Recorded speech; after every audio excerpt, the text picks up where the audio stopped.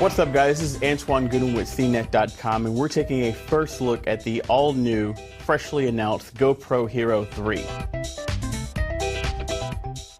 Now, we've got in front of us here the Black Edition, which is the top-of-the-line model. The Hero 3 is about 30% smaller than the previous generation. It's also 25% lighter. When you pop the camera out of its case, it's only 20 millimeters thick. Of course, the case makes it a little bit thicker, but you kind of want that on there for the waterproof and shock resistance that the GoPro cameras are known for, that sort of rugged ability to pretty much toss it on a surfboard or slap it on the side of a dirt bike and not have to worry about your camera or the footage getting destroyed.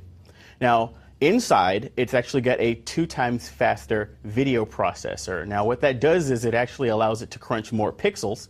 So with the Black Edition here, you can actually capture up to 4K video. That's that ultra high cinema quality HD video at up to 15 frames per second. There's also a slightly lower but still extremely high resolution 2.7K resolution that you can capture at up to 30 frames per second. Now, down in the standard high definition resolutions, you also get bumps in your frame rates as well. You can capture 1080p video at up to 60 frames per second, 720 at about 120 frames per second, and if you want to jump down to SD video, you can jump all the way up to a blistering 240 frames per second for some super slow-mo capturing there. Now, the camera comes with a new case that's got a new locking mechanism on the top. There's also a new flat lens that covers the glass. Now, that's actually going to give you less of that sort of like barrel fisheye distortion, but there's a little bit of that left in because it's GoPro's signature look, because you've got this ultra wide angle lens that captures about a 170-degree field of view.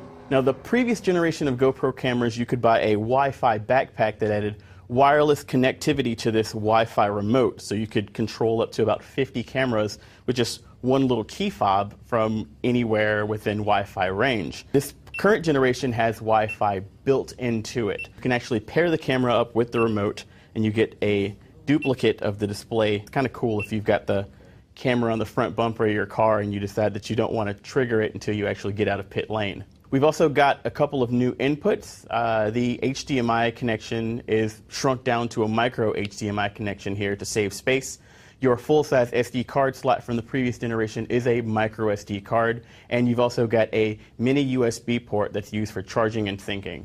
The new GoPro Hero Black Edition retails for $349 and comes with the case, the Wi-Fi remote, and a couple of accessories to kind of get you going on mounting this on whatever you choose to mount it on. There's also a Silver Edition and a White Edition kit that has a slightly slower video processor that loses the 4K and 2.7K video capability and offers slightly lower frame rate caps on your HD and SD video for $299 and $199 respectively.